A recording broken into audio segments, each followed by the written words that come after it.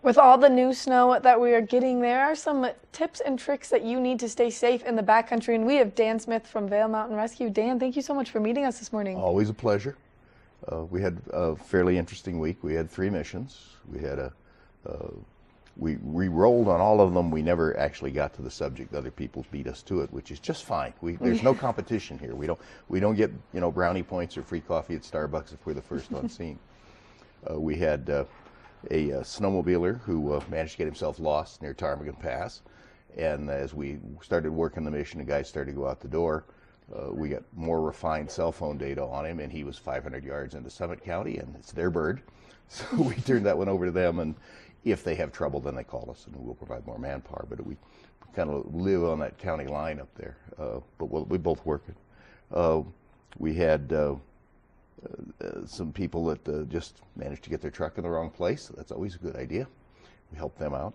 And then the piece de resistance was two kids who went driving in backcountry roads and didn't come home.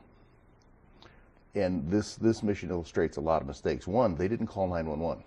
Yeah. They didn't. The parents didn't. The parents started looking for them themselves. Don't do that. We've got the equipment, we've got the experience, we know these roads better than anybody else, and we never send anyone a bill. People seem to think that, it's going to cost thousands if I call Mountain Rescue. No. We answer the phone very simply. Vail Mountain Rescue, we never charge, because people just can't get that message out. Where the family thought that they were was 180 degrees and 20 miles out from where they really were. Yeah. And we had a helicopter that was about ready to lift off, had 2 of our hoist technicians in the back. This is a many $million-dollar Black Hawk sitting down at Hats with 4 of their crew on board as well. And we had 3 ground teams that were either out the door or headed out the door. And as all this happened, the young lady in the group called her mom and said, we were stuck overnight and this guy pulled us out and we're headed home, which is a wonderful outcome. It's a great Thanksgiving Day present. You're not going to get a better one if you're the family. The turkey is really going to mean something to you. But there were a whole lot of mistakes there. Call us early, dial 911, get us started. Second, try and get good information on where the subject might be. This is kind of a 2-pronged deal. Whoever's going out in the back, whether it's on backcountry roads or skis or snow machines, doesn't matter. Tell somebody where you're going, when you'll be back. The second part of that is go there.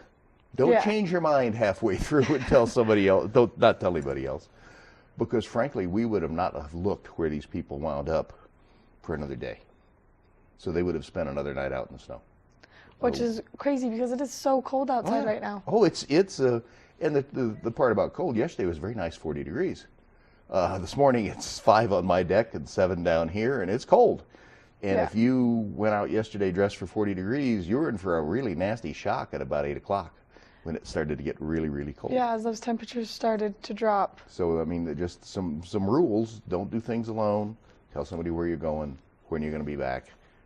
And if you don't show up by that point in time, they call 911. Don't try and do this yourself. The first thing we do when we You guys have the equipment for it, though. Well, and we're on our 130th mission for this year, so we've done this a lot. Yeah.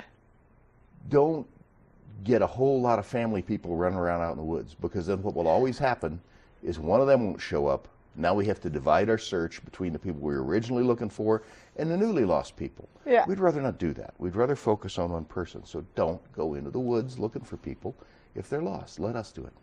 All right, Dan, we've got another interview coming up in just a moment so that we can get some more information specifically on avalanche danger. But now we're going to go check in with Eric and see what those temperatures are like. So if you're getting outside, you know how to prepare.